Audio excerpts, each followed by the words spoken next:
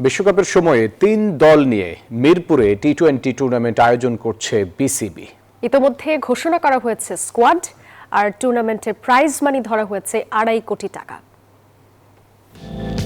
সামাজিক যোগাযোগ মাধ্যমে তাহিদ হৃদয়ের ফান পোস্ট, হাসির ইমোজি দিয়ে তিনি লিখেছেন, তেমন কিছু না, ফুটবল বিশ্বকাপের প্রস্তুতি নিচ্ছি।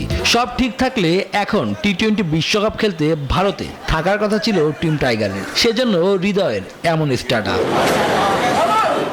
৩ দল নিয়ে মিরপুরে শুরু হচ্ছে অদম্য টি-20 টুর্নামেন্ট। এরই মধ্যে দলগুলোর টিম অফিসিয়াল, অধিনায়ক এবং কে কোন টিমে খেলবে সেটিও ঘোষণা করা হয়েছে। সেই টুর্নামেন্টকে সামনে রেখে মিরপুরে অনুশীলন সেরেছে ক্রিকেটাররা। এদিন তাদের বাড়তি নজর ছিল ফিটনেস ট্রেনিংয়ে। হোম অফ ক্রিকেটে সকাল থেকে দুপুর পর্যন্ত চলে তাদের প্র্যাকটিস।